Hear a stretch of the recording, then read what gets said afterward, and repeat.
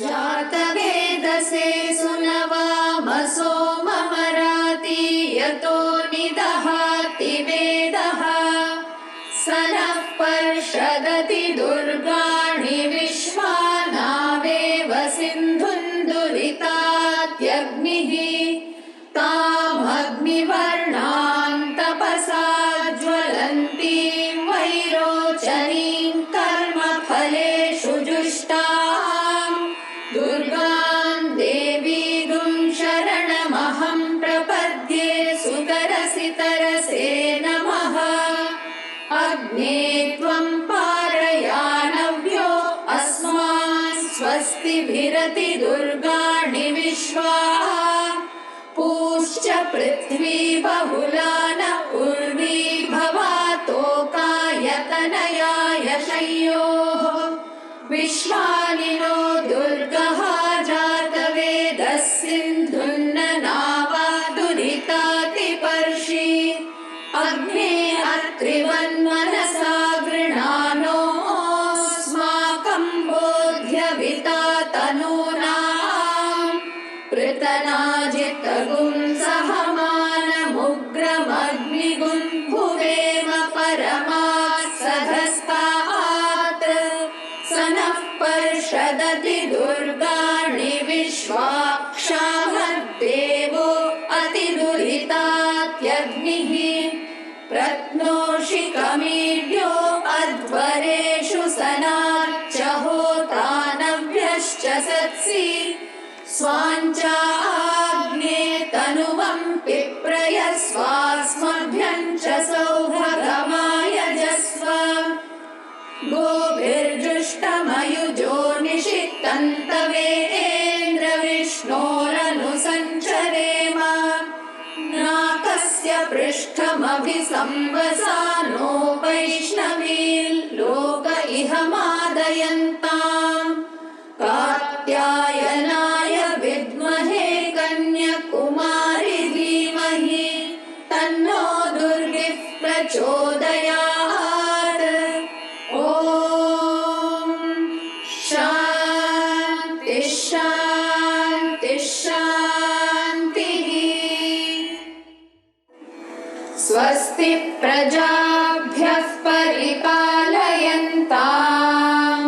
न्यायेन मार्गेण महीं महिषाः गोब्राह्मणेभ्यः शुभमस्तु नित्यम् समस्तलोकाः सुखिनो भवन्तु समस्तलोकाः सुखिनो भवन्तु समस्तलोकाः सुखिनो भवन्तु ॐ शान्ति शान्ति शान्तिः। Om Shri Sai Ram. My humble pranams at the lotus feet of Bhagwan. I cordially welcome you all for 121st edition of Samarpan on behalf of alumni of Sri Satya Sai Institute of Higher Learning and Sri Satya Sai Seva Organization, Karnataka. Today, we are indeed blessed to have Dr. Rajeshwari Ma'am, who is fondly known as Raji Ma'am among students. I was fortunate to be her student between 1998 to 2001. Ma'am did her graduation at Fatima College and her post-graduation at Madurai Kamaraj University. Ma'am worked at V.V. Vanya Perumal College, Virudhunagar for 9 years. She joined Sri Satya Sai Institute of Higher Learning in the year 1991 at the command of Bhagwan and served in the Department of Commerce. She was blessed to receive her PhD from the Divine Hands in the year 2002 for her research in financial behavior. She is a proud recipient of Sai Krishna Award during the year 2014 for her excellence in teaching Sri Satya Sai value-based integrated education system at Anantapur campus. Ma'am served as a warden for 3 years, and she considers this was a great opportunity for her to grow within. After 40 years of active service, ma'am retired in May 2020, and she resides at Prashanti Nilayam with her mother. She currently guides a research scholar from the Department of Management on Commerce at Sri Sathya Sai Institute of Higher Learning. She considers the teaching profession, where she was placed by the divine plan, as a wonderful media for a self-growth and self-disciplinary. Let us now listen to ma'am's journey with our compassionate Sai. Sairam. With love and reverence, I bow down to that supreme consciousness that fills and animates all of us and seek Bhagavan's blessings and permission to commence. Thank you, Ms. Lakshmi, for those kind words. Some time back, when Ms. Malati asked me if I could share my experiences on this Samarpan platform, I agreed, mainly because it's a wonderful personal sadhana opportunity for the speaker. In all these experience sharing satsangs, the speaker benefits more than the listener, because listeners may be selective at times or may not be able to relate with the speaker. See, for example, when I say that in darshan I was sitting, Swami came straight to me, he looked at me, he gave me namaskar, and my problem is solved. This is something one-on-one between me and Bhagavan. And it means the whole world for me. Bhagavan looking at me, nothing, or taking a letter from me, or giving a namaskar. It means everything for me. But the speaker may not be able to relate to it. And the listener may not be able to relate to it. And the listener may also think sometimes, so what is it? Maybe she's crazy. And I can't help it. But in spite of this, whenever people ask me to talk, I do accept it, because once in our interview, Bhagavan said, you talk about me. You talk about me in your classrooms. How nice it will be if the whole world becomes Sai Baba Pichi, he said. That is mad of Sai Baba, mad of God. This is what exactly Bhagavan said. And then one teacher asked immediately, Swami, sometimes I myself am not able to understand or accept the high principles, and without understanding, how can I present in the class? Then Swami said, you just keep talking. You may not understand, but still it is a good information which you are delivering. In a class of 20 or 30, even if one gets an answer, the job is done. For that one person, you can do it. And in the process, you also get the benefit. They also get the benefit. This is a direct information which I got from Bhagavan, which many of us in that interview room followed it meticulously in the classrooms. At least for 5-10 minutes, we used to discuss some spiritual matters. And that definitely helped us to evolve. And also right now, such satsangs, they're helping me, helping the speaker, helping the listener. When we get involved in such things, our thoughts throughout the preparation time, our thoughts dwell on Swami, and that brings us closer to the purpose of life. That way, I feel I am the beneficiary. I thank all the organizers of this program and all the listeners for this opportunity given and for helping me in my inward journey. Now, actually, we have abundance of Sai literature, and it is available both on print as well as digital media. And we have thousands and thousands of talks given by devotees. And if you just turn to YouTube, Satsang talks, Samarpan talks, Sai youth, something or other, 24 hours in a day, we can get engaged listening to Bhagavan. When so many things are available, should I accept this? What am I going to add? This was the thing which any speaker will think. But Bhagavan said once again in our interview, and also many times in the discourses also he has told, Even if you take the water of all the oceans as ink and the branches of all the trees as pen nibs and take the entire earth as a canvas, you cannot describe my glory. So somewhere when I'm going to talk something among the listeners, even if one person gets an answer for her or his problem or a solution for something which is nagging, then the job is done. So with that intention, I am commencing this talk. But one thing, trying to explain or understand the supreme consciousness with our limited intelligence is not possible, just not possible. Sai is that supreme consciousness that took a form, a physical form, and was a travel companion with all of us for 85 long years, guiding us physically and guarding us. And also, after leaving his physical form, also, he continues to guide us, he continues to guard us with his eternal love. Though understanding that supreme consciousness in all its dimensions is not possible, making an attempt to comprehend it is extremely beneficial for us in our journey back to our source.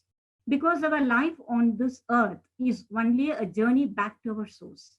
And just dwelling upon a little part of a small dimension which we can comprehend, or at least we're attempting to comprehend, it will help us in our journey back, especially in the current situation, the pandemic scenario, when the world is connected through common suffering. See, Swami tried to connect everybody through love. And where people refuse to get connected through love, but now people are getting connected through suffering. It's a common suffering. And in this situation, we need to adequately equip ourselves emotionally and spiritually to face the reality of the situation, the current pandemic situation. It becomes possible, it becomes easy only when we let go and surrender to that Almighty. When we surrender, trust in that supreme power builds in, and our anxiety and fear turns to trust. Surrender is to understand and accept that there are no flaws in the divine design. So when we accept that there are no flaws in the divine design, it becomes quite easy for us to surrender. But accepting that is really difficult. So it is, I'm going to come to that part only, how Bhagavan takes us step by step towards that. And that is his beautiful way of molding us. And that is the compassion which Bhagavan has showered on all of us.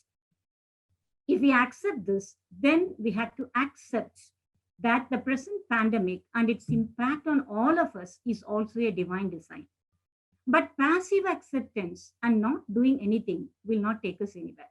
Swami also says, we just can't say that, oh, Swami will take care, Swami will take it. We have to make all our effort. That is also very important.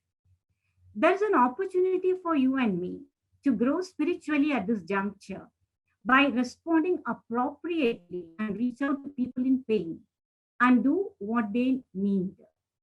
Doing what is needed is compassion. It is not doing what we like.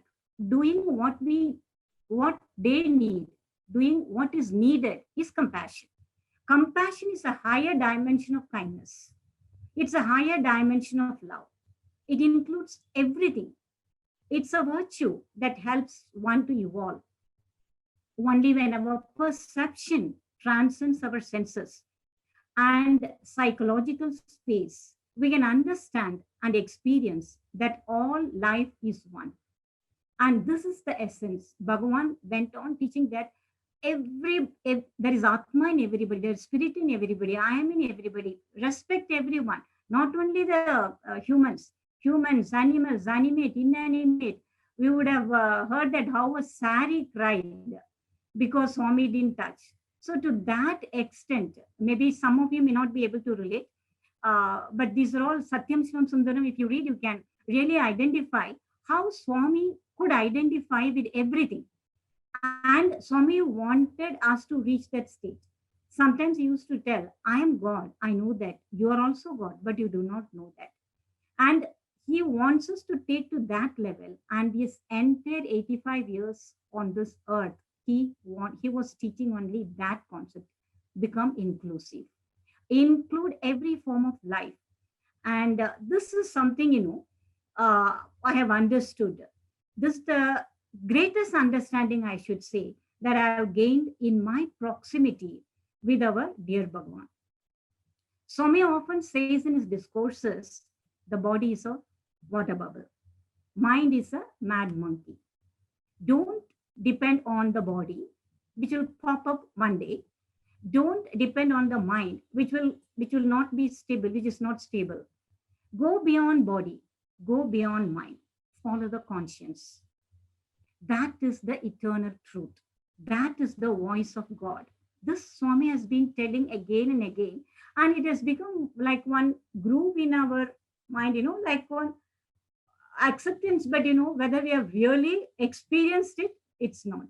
But at least intellectually, we are able to comprehend it. Very subtly, Swami takes us from our lower level to the higher level. So this is what he says. That is, you are depending on your senses, fine. You transcend that. You are depending on your mind and psychological space, fine. Transcend that and reach that higher level. How he takes us step by step without even knowing that he's teaching a lesson. Sometimes it may be a hard lesson. Sometimes we don't even understand that the lesson is sinking, but it will sink in. In the first level, he guides us to go beyond our senses. This is my experience. I'm only telling that how Bhagwan guided me.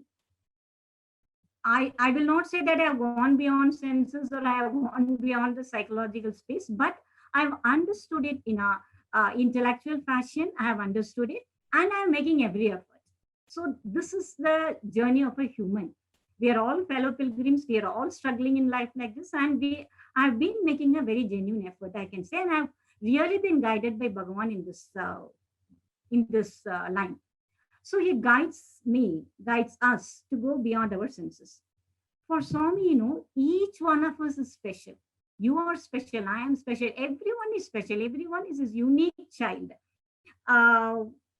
Supposing, sometimes in Darshan line, if Swami gives me namaskar and not you namaskar, we feel the jealousy, but it is not that.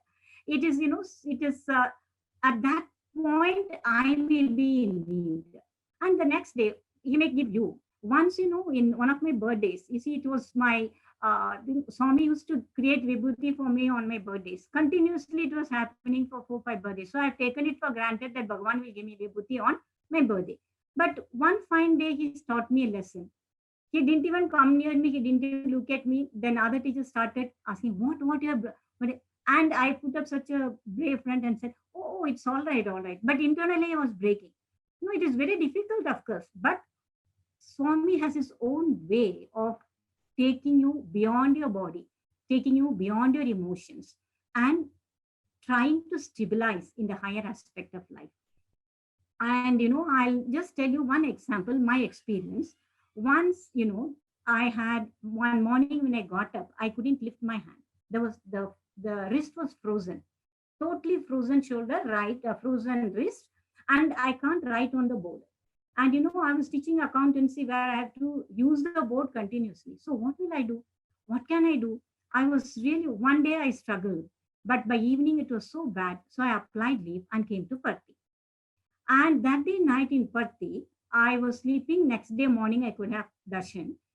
In the dream, Swami comes and I am asking, Swami, my wrist is paining. Please give me vibhuti. My identification was with the physical body. And how Swami, it was in a dream. Swami was physically present. He could have taught the lesson physically, but he did it through dream.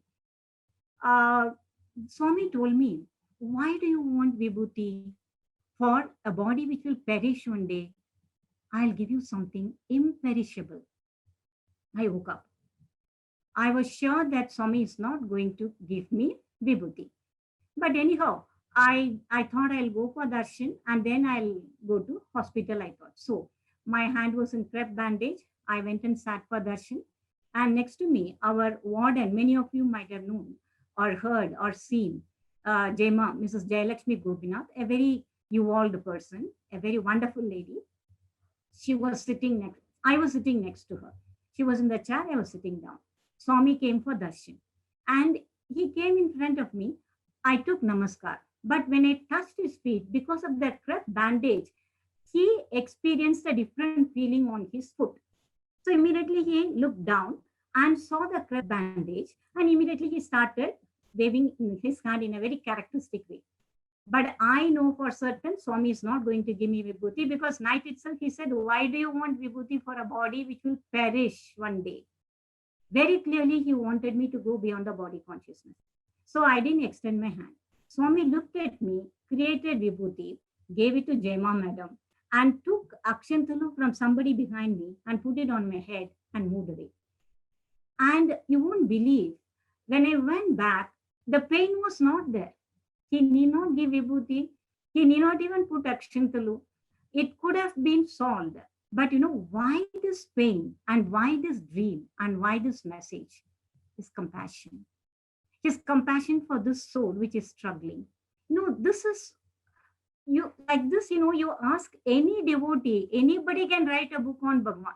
That is why I said, even if you take the water of all the oceans into ink, we cannot describe Bhagwan's glory. Okay, this is one aspect where I started reflecting. Okay, so one day I had to die. So I was too young then, but the concept of death and the concept of, you have to transcend the body, it started sinking into me at that young age. I was only in my 30s then. I'll tell you another one. This was also a dream. It was in early 2000. Swami made it very clear that certain sufferings in your body is because of your karmic baggage. In that dream, I had one bag hanging here, one bag hanging here, suitcase, everything, so much of luggage. In fact, I was a moving luggage. I was moving with that. And those who are familiar with the Patti will know that south, behind Ganesha, south, I went to South A1 and knocked at the door and asked, will you please keep the luggage? I'll go have darshan and take. And that person closed the door and said, no, I will not keep it, take it with you. I went from this end of south to that end of south, first floor, second floor. Nobody, with all the time with the luggage on, I struggled, but nobody accepted my luggage. Finally, in the sea floor corner, there was a room, and I went and knocked at the door. There was a Sevadal in the front. He said, no, nobody is allowed inside. But when he was talking to me, a buzzer sound came, and then the voice said, allow her inside. I went inside. Swami was sitting there with a stethoscope in his ears. And before this, I have to tell you that why I came with the luggage and what happened. That is also regarding my pain only. That time it was the pain of my left leg. And because of that, I went to the doctor the previous day, and my HbA was very low. It was 5. So the doctor said, you have to take rest for at least a week or so, and then you have to recover. That was his suggestion. And that day night was the dream in which I was carrying the luggage. And Swami, when I entered, Swami was with the stethoscope, and there was a big table. And Swami, I said, Swami, will you keep this luggage? I will go have darshan and come back and take. I'm asking Swami himself. Swami said, put it down. Put it down. So I put all the luggage down. And when I was putting it down, somebody came running. It was a baby in the hand. And the baby was like a bundle, hands like this, leg like this. And the baby was put on the table. And Swami said, take a glass. So I took a glass, pour water. I poured water. And then one glass rod I took. Swami told me to take one rod and asked me to stir. I started stirring. He said, count and stir. So I said, 1. Swami said, 2, 3. Like that it went on. When it came to 9, Swami said, then he said, okay, count. Then 10, 11, 12. Swami said, stop. And then he sprinkled that water on the baby, and the hand, leg, everything became normal. And that person took the cured baby and went away. I woke up. But when I reflected, this was a great message. You see, your suffering is because of your karmic bondage, karmic baggage, and nobody can unburden you. You have to carry your burden. And only Bhagwan's grace can unburden. One lesson. Second one, my HB, which was 5, the very next day when I went to the doctor, in order to prescribe me the medicine, he asked me to take the blood test again. It was 12. In one day, it is not possible for 5 to become 12. From that day onwards, till today, my HB count oscillates between 9 and 12. It never falls below 9 and never goes beyond 12. And Swami asked me to stir and count. You know, blood count, it's always a count. 9, 10, 11, 12, stop. So these are some profound dreams. But when Swami was physically there, this is the way when Swami, the way by which Swami taught me to go beyond body. And sometimes, you know, it is inevitable for body to go through the pain. Bear it with the trust, bear it with faith.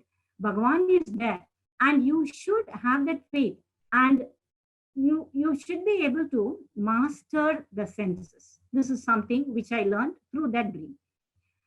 And in 2010, none of us expected that Swami will be leaving the body in 2011. 2010 October, all teachers, all the university staff got an interview. And there, you know, we were asked to assemble, and that was the time when I had severe attack of chikungunya. And I can't even sit down, but I had no option. So with so much of difficulty, I sat down. And next day was teachers' workshop. So we had to present something. So my group, on behalf of my group, I had that PPT bound in my hand. And when Swami came, I just wanted to show it. But Swami was in wheelchair that time, and he was somewhere at a distance. So I had no option but to move towards and be on my knees. So with so much of pain on my joints, I was kneeling down and showing. And Swami told me, show and explain all the slides. So I had to move the pages, and almost it was some 5 to 7 minutes. Move and explain what is it. And at one point, the pain was so unbearable, I just skipped some 4 or 5 pages together like that. And Swami pushed it back and wanted me to explain all this. So by the time I was done, there were tears in my eyes. And I just prayed, Swami, please move. When Swami moved, dhadal, I sat down. And just I closed my eyes. And Swami finished the movement and then came back and gave me one handful of vibhuti packets. I never realized that time that will be the last time I'll be receiving the vibhuti prasadam personally from Bhagwan's hand. So much prasadam he gave. I took it, and you won't believe, when the interview was over, I came and sat with others' help. And everybody was busy because it's overpowering experience, you know, when we come out of interview. So nobody bothered that I need to be helped to get up. But I also didn't realize. I got up on my own and I started walking on my own. See, it may look little odd for people who are hearing it for the first time, but this is so natural. If you're in Bhagwan's circle, if you had been in Bhagwan's circle, it's very natural. And Swami never makes a big fuss of all such miracles, which for ordinary person is a miracle, but for Swami, it's compassion, it is love. It is the way by which he tries to take the soul little up. So I had to go through the pain, means I had to go through. And Swami is there to help. This is something which has sunk in me so deeply. So the physical ailment no more bothers me now. I know that, okay, if I have to suffer, if it's a karmic thing, let it happen. But my Bhagwan is there to take me through this. And I have learned this lesson. I'm making an attempt to transcend the body consciousness. And another interesting one, Swami also taught me to go beyond that taste, the sense of taste. You know, this is also through a dream. Once Bhagwan, I was in Anantapur, and Swami gave some clear instructions. For the next 1 week, you have to eat this. It may look so odd because in the hostel, we cannot do this. And it was a plain possible thing, only milk and fruits. And is it possible for teaching all 6 hours and I have to take only milk and fruits and no breakfast, no lunch, no dinner, no tiffin, no tea, no coffee. And one day it's okay, 2 days, 3 days. Then I got up, I said, no, this is my own mind is doing some trick. Because at that time I was doing Parayana Guru Charitra, where a lot of vratams will come, fasting methods. So maybe that is working on me. So I didn't bother to take the dream seriously. I went for breakfast. I had my dosa that day and came back. That day night, again, I had the same dream. Now, when I got up, I got a little scared. Should I do this for 1 week? 1 week, how can I exist only on milk and fruits? So, second day also I ignored. And third day, again, when the dream came, I really, same dream, same instruction, Bhagwan. So when I came to Parthi, I sat in that weekend. I came to Parthi. I sat in darshan line. I said, Swami, is my mind doing some trick, or is it really you want me to go beyond the sense of taste? So if that is, give me some indication. I thought and sat in darshan line. Is the dream correct? This was the line mentally going on. Swami came and Swami looked at me like this and said, correct, correct, correct. 3 times he said, 3 days he came now in the dream. So 3 times he said, correct, correct, correct, and went off. Now I have no option. So going back, that 1 week, it was real. Nobody knew. I had to take classes, sometimes even special classes, all 6 hours, and come back. And by 3rd day, 4th day, I was so weak, but still somehow I completed. And when I came back that weekend, next weekend, Swami created Vibhuti for me and blessed me. And what is it I'm supposed to learn from this? You see, you have to master your sense of taste. And what is the benefit I got out of it? After this, out of the blue, Jema Madam called me. She used to cook for Bhagwan. Will you please help me in cooking for Bhagwan? She said. Swami made me sacrifice my food, the sense of taste, and I got involved in cooking or offering Nivedyam for Bhagwan. And for 10 long years, I had this wonderful opportunity of cooking for Bhagwan and getting feedback about cooking in a very subtle way, and it was something which is a very wonderful thing for me. That's what I said. Some of you may not be able to relate. What is it, cooking and all this? But it is something which helped me to master my sense of taste. And by accepting the food which I had cooked, Swami has helped me. So now, earlier, I used to be a little choosy about food, but now nothing matters. Anything is okay for me. Food is essential, but it is not that I want only this or that. Swami helped me to transcend. So I have learned that when we master our senses, or at least make an effort to master our senses, we become better individuals. Definitely we become better individuals.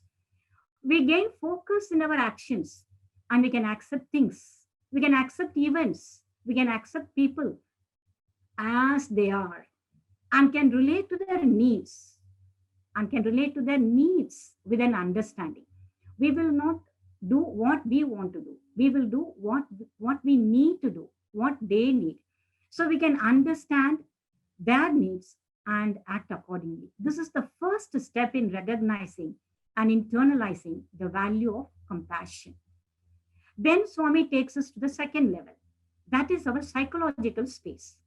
And he guides us to go beyond our emotions. No one can stop Swami from pouring his grace on us if he decides. He creates situations to make us deserve his grace. Grace is God's desire to mold us. God also has a desire. And what is the desire? His desire is to mold us. And I've experienced this in 1999 when I had to write my pre-PhD exam. It was on birthday time, and it was we were all sitting in darshan line, and Swami came and started distributing Parker pens to all. I got a pen. I was so happy because going back, I have to write my PhD exam, and Swami has blessed me with the pen. So with so much of happiness, I took namaskar, and when I opened, the pen didn't have any refill. Empty pen, only the body. I was so shocked. My God, what is it? I have to write my exam. There's nothing so emotionally, it was in turmoil. And he didn't stop. He went inside, again came back, and started distributing small battery torchlight for us. And when people got torch, they started pressing and it started giving light. I got the torch, and when I pressed the button, there was no light emanating. I opened and saw there was no battery. So I got a torch without a battery. Oh my God, what is it? Pen without refill and torch without battery. Then he gave us one clock. Same day, next, like that. Now I was very scared to operate it. But people, they started setting alarm. And in Darshan line itself, the clock started giving alarm, and it was such an amusement for Swami, and he started laughing. So I was also tempted, but with so much of trepidation, I just switched on. Nothing happened. Then I opened and saw, again, no battery. I was crestfallen. My emotions were completely haywire. What is it? I got a pen without refill, without even, that is, I can't use it. It's only a body, external. And a torchlight without battery, and a watch without battery. With so much of emotions battling, I sat there. But I wrote my exam well. I really got a good grade. And when I finished my exam, and I was so happy because I was blessed by Bhagwan uh, to receive I received the degree from Bhagwan's own hands, and I had a wonderful conversation also at that time. Swami blessed me personally also. It was a wonderful experience. But reflecting on it, how Swami helped me to transcend the psychological spaces, he taught me the lesson of be nothing. Be nothing. Empty yourself. If you are empty, you can hear through me. You can see through me. You can think through me. You can talk through me. You can walk, anything. You be nothing. I will fill you with myself. So this is the lesson which I've learned at the second level, transcending the psychological space. And another experience of one of my colleagues also, it is worthy to share here now. She was a scientist in US at that time, and as a part of her experiments, she has to do some animal experiments, and it was bothering her so much because she has to kill even the small calf, lamb, and rat and mice and all that, So she was very disturbed. At one point, she became a mental wreck, and it was diagnosed that it was a sort of cancer. And in US, when you are admitted in the hospital, only the hospital authorities will take care. Husband is also a scientist, I think. Husband and wife, they don't have children. They were managing. But there was a day when she was at home and she was so sick that she wanted to drink water. She couldn't even get up the bedroom. And husband has gone for job. And she was just praying hard. Oh, I need a cup of water. Will anybody give me? At that point, our Bhagwan physically appeared and went and sat in the living room sofa. And her family deity is Tirupati Venkadajalapati.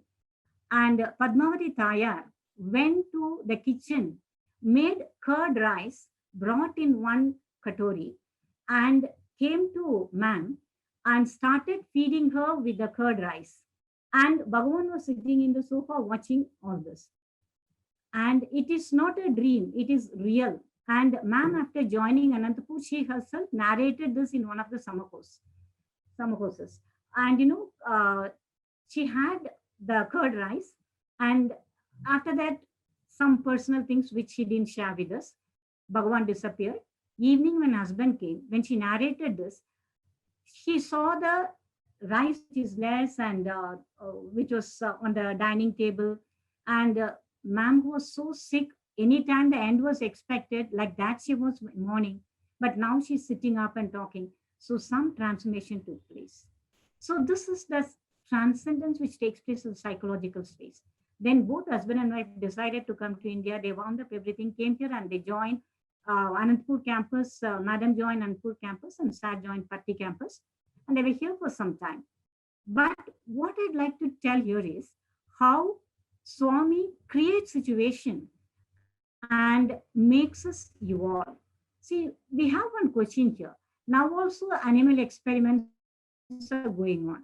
Now also people are killing animals for so many reasons. Sometimes non-vegetarianism is also there. Why Swami is not helping everybody? That is because the soul should be ready. You should be ready to receive it. And you know that mental disturbance was there in man's psychological space. And that was the time when Bhagavan could enter. So only when we make ourselves available to Bhagavan, he can do something for us.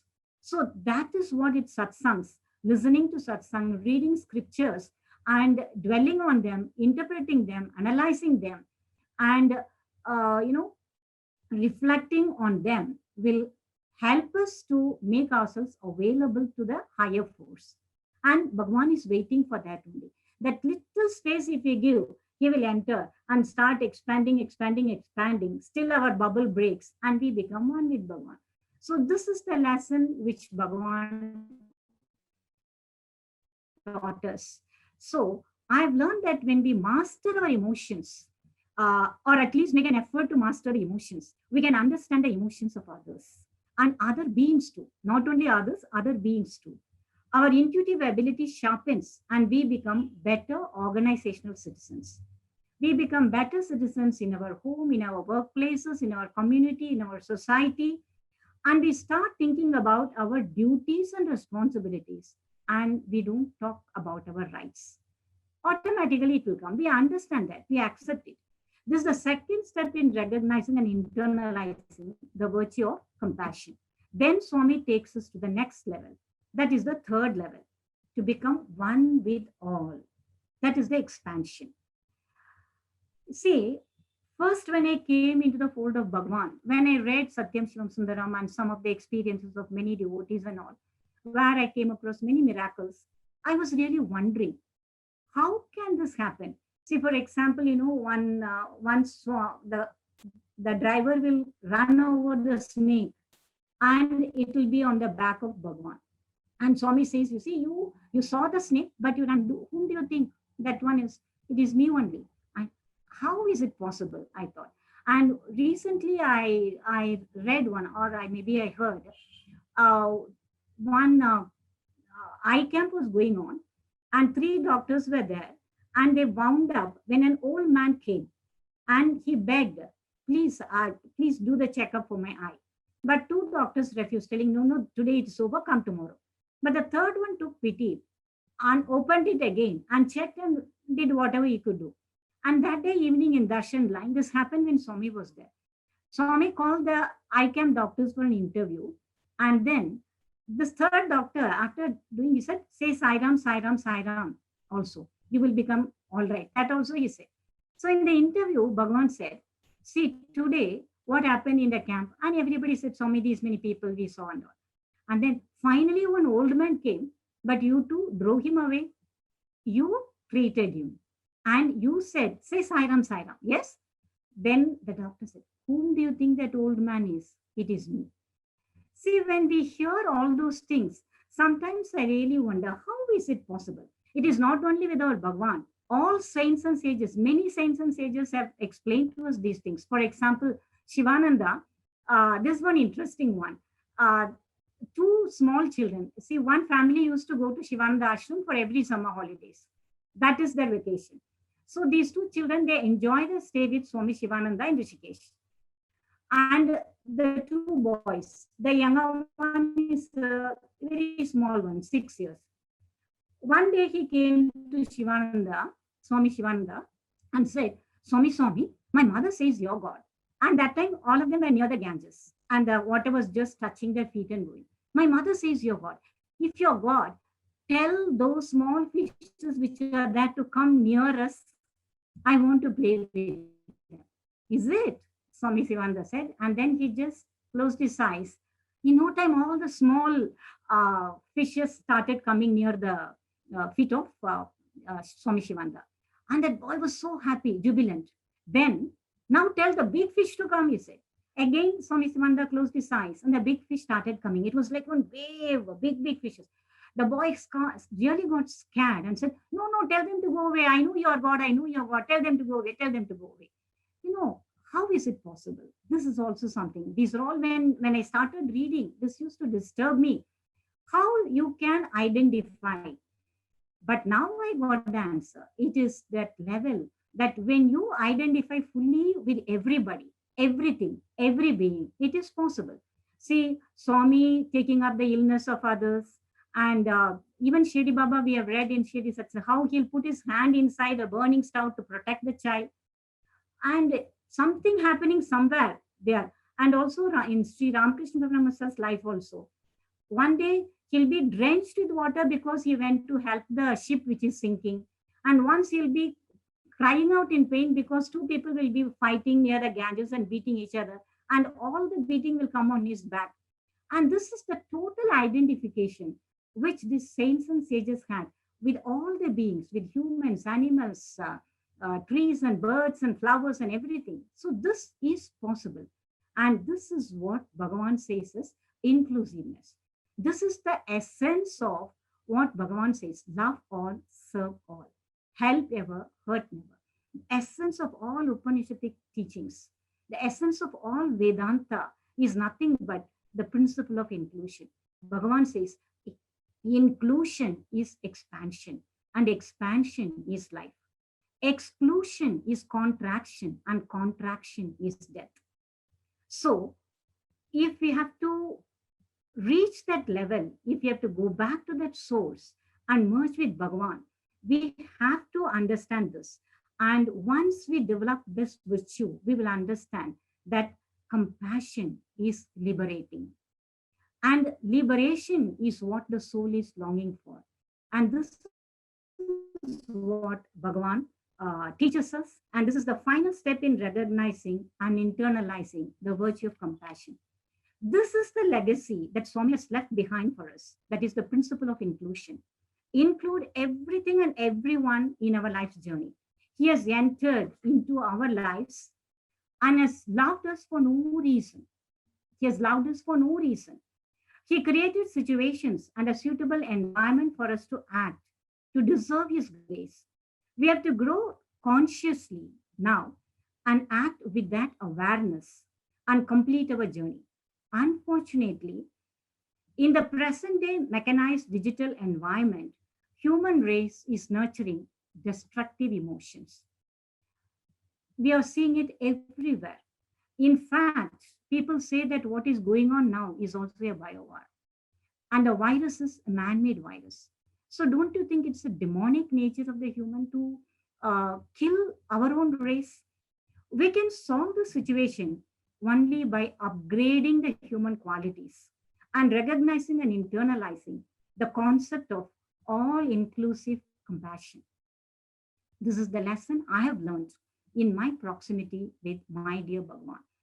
So the main takeaway of this Samarpan talk, I can say is, we have to upgrade human moral capacity to manage the moral complexity which is emerging now.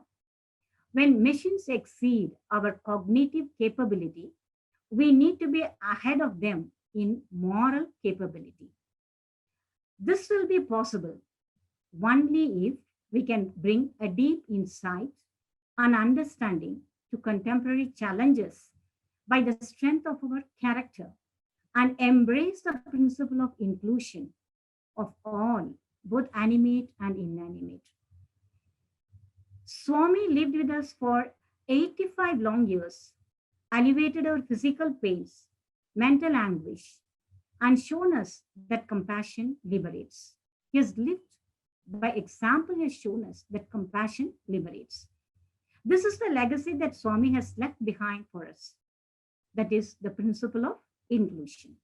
Include everything and everyone in our life's journey. Swami will never let go of the hold he has over us. Swami will never let us waste our years.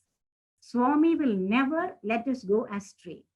We can never escape his loving, protective eyes, for he loves us for no reason.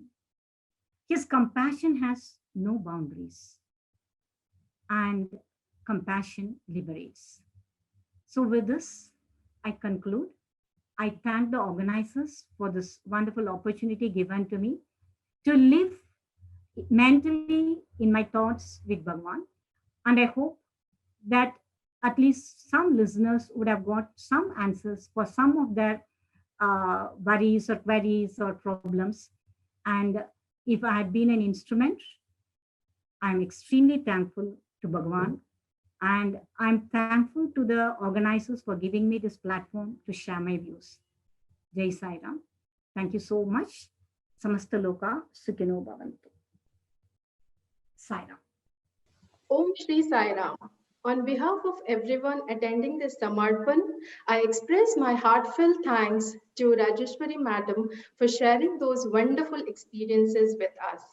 We are indeed overwhelmed with joy listening to them and reliving those good old memories. You talk about Swami. It will be so good if all the world gets mad about God. Thank you so much, ma'am, for sharing that direct message from Bhagwan.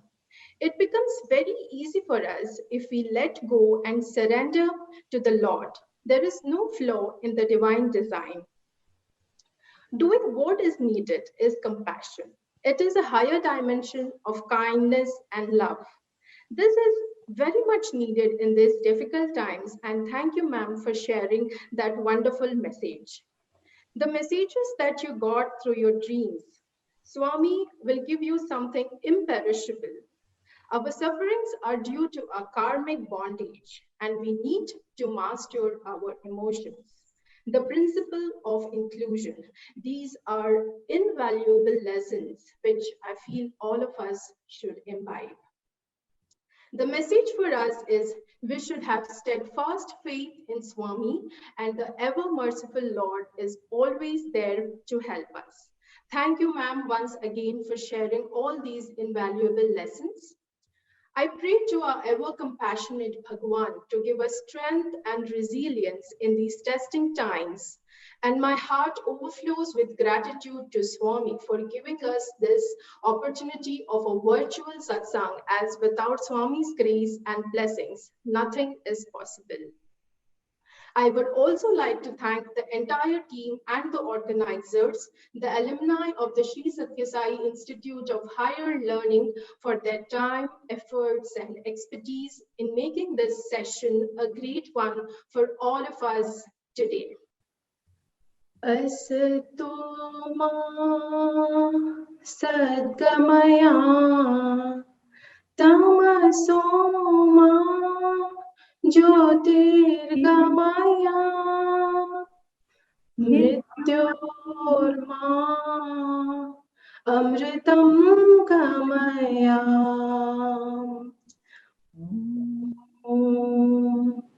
Shanti Shanti Shanti Samasta Loka Sukhino Bhavantu Samasta Loka Sukhino Bhavantu Samasta Loka Sukhino Bhavantu.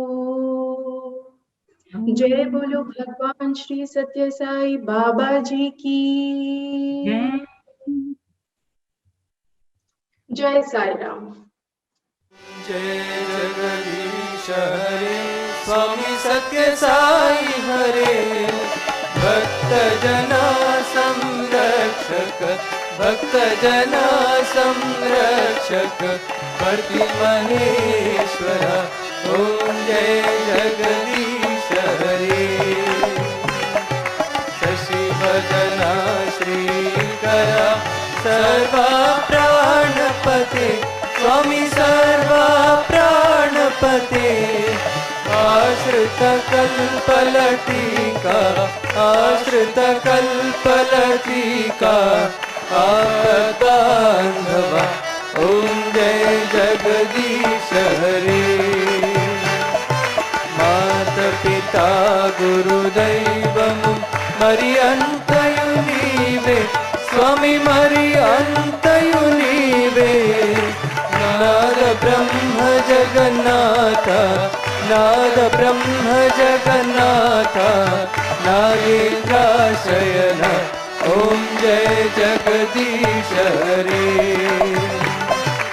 ओंकार रूप ओजस्वी साई महादेवा सत्य साई महादेवा मंगल हारति अंधको मंगल हारति अंधको मंदर गिरिधारी ओम जय जगदीश हरे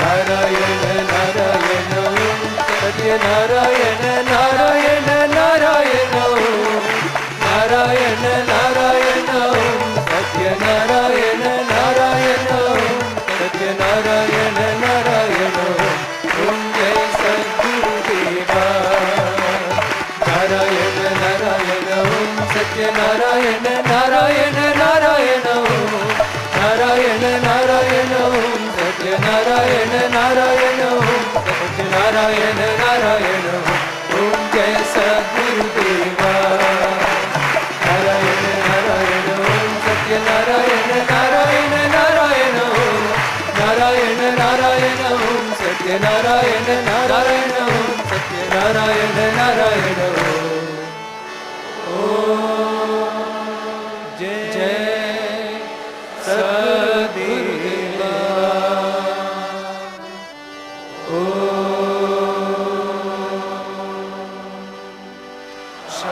शांति शांति शांति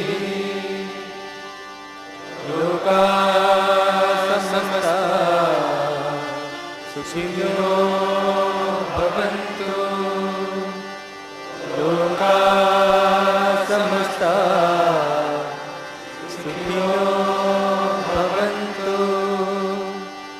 लोका समस्ता सुखिनो भवन्तु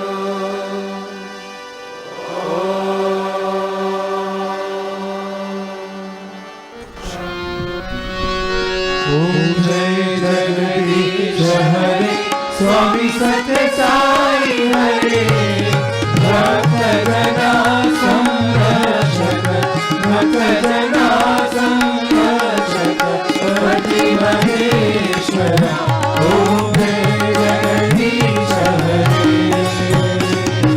शशिवदना श्रीकरा सर्वा प्राणपति ओ स्वामी सर्वा प्राणपति आश्रित कल्पयतीका आश्रित कल्पयतीका आवगानवा ओम जय जगदीश हरे माता पिता गुरुदेव हरियंतयुनी ओ स्वामी हरियंतयुनी नाद ब्रह्म जगन्नाथ नाद ब्रह्म जगन्नाथ नागेन्द्राशयन ओम जय जगदीश हरे ओंकार रूप शिव साई महादेवा ओ सत्य साई महादेवा मंगलारति अंधको मंगलारति अंधको मंगल गिरिधारी ओम जय जगदीश हरे नारायण नारायण ओम सत्य नारायण नारायण नारायण ओम नारायण नारायण ओम सत्य नारायण नारायण ओम सत्य नारायण नारायण ओम जय सद्गुरुदेवा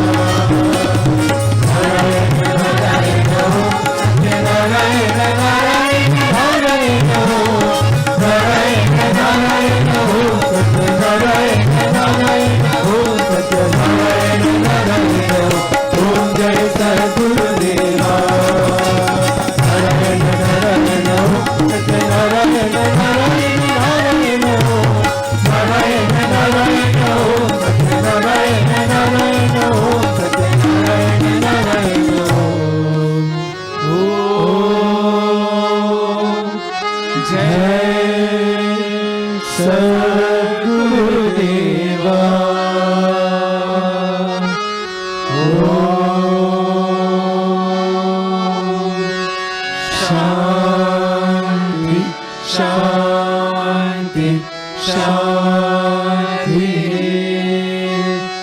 समस्त लोकाः सुखिनो भवन्तु समस्त लोकाः सुखिनो भवन्तु समस्त लोकाः